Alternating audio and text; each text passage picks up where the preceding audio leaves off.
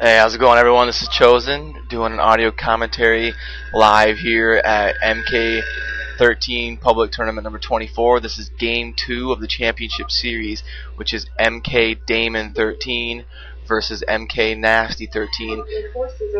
And somebody's attacking me here. An observer forgot to ally me. That's funny.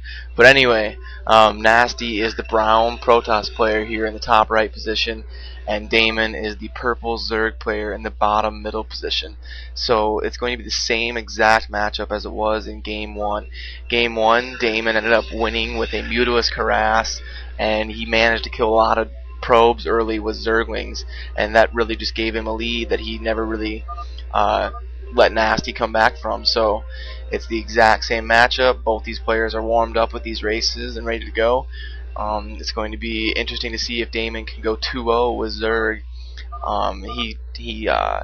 He's a non-money player, so he plays the pro type maps, and on those maps he's primarily a Protoss player. So not a whole lot of experience with Zerg, which is why it's impressive that he's able to beat a player that made it to the championship match here tonight and beat him with Zerg. It just kind of shows how good low money skills can go for you in StarCraft. And you know, as far as the argument for what's better, fastest or low money, or fastest players don't have any skill, or low money players don't have any skill, I don't really like to get into that discussion. It's basically everybody's opinion for their own. I like both types of game. I think low money's fun, I think fastest is fun, and I think both of them take StarCraft skill. But you know, you can't really argue. On low money you gotta expand, and it teaches you probably a little bit better to micro your units and really save things. So you know, if you had to pick one, low money would probably be the one that requires a little bit more skill.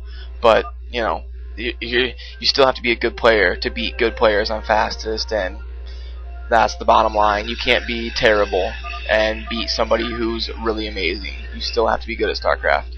So, but anyway, I'm going on one of my rants again, so I'll get back to the game here. The choke point going up for Damon, and he's not going as crazy with this as he was before, but he is putting defense up here at his choke point. And it looks like Nasty went for the straightaway triple nexus and choke point. So he's put up 3 cannons here at his ramp to try to prevent any kind of early marine attack or Zergling attack or Zealot attack, because Damon was random and Nasty picked Protoss.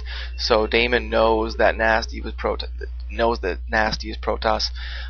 In these championship series, the tournament is random versus random, because on fastest maps and fastest players, they pretty much like to go random and play random versus random in their 1 versus 1. So the tournament is random versus random until the finals, which is a best of 3 series, and I allow the players to pick a race 1 game out of those 3, just to make sure somebody doesn't get their worst race all 3 games. You know, like if somebody's worst race is Terran and they get Terran game 1, I allow them to pick the second game if they want to.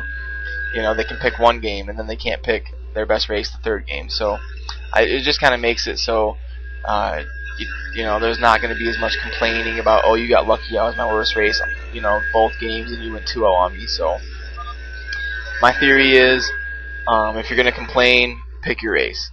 If you're going to complain about getting Terran, then just don't be random, because every time you get Terran, if you're going to complain about it and piss and moan, you might as well just pick and play what you want to play. So anyway, putting up 3 cannons, 5 cannons around his main, I don't really see the necessity in that right now, because he has this choke point up and it's only 5 minutes and 20 seconds into the game. Unless Damon was going for some crazy 5-minute Reaver strategy, those cannons aren't going to do him a lot of good around his main. He could have spent those resources on something else at the moment. But this is going to be a standard Protoss versus Zerg, probably somewhere in the realm of a 15 to 25 minute game, because Damon is choking with Zerg. Here at his choke point, you can see this line of sunken colonies. He can't even get out if he wanted to. So the Protoss player up here, MK Nasty 13, is not going to get past that choke point for a while, and he is getting his tech decently early. He's got two robotics facilities and a temple archives going down at 6 minutes. We got Nasty playing at 91 APM with 70 supply, and we got Damon playing at 137 APM with 43 supply. So a lot of gas going down here for Nasty, and this suggests to me that he could be going for some sort of interesting build, like a Reaver recall build or something, because he's putting up 10 gas geysers, and it's only 6.5 minutes into the game. Now, whether he starts mining from all those gas geysers or not is another story, but it's very interesting that he's building that many, and he's getting a lot of cannons. He really wants this to go to a long game. He does not want Damon massing some sort of a drop to come harass his economy. And I don't know if I was ranting about one of my opinions again, and I missed if Nasty scouted. I don't know if he has yet. I'm thinking he has. I'm thinking he has scouted and seen the Zerg, because he hasn't been going crazy with his choke point. If he saw that there was a massing Protoss or something, he would definitely have a lot more defense here at his choke point. But versus a choke point Zerg, you know you're pretty safe for about the first 9 minutes until they're going to be attacking you. So you really don't need to waste any money on your choke point defense until about 9 or 10 minutes into the game when a Zerg chokes.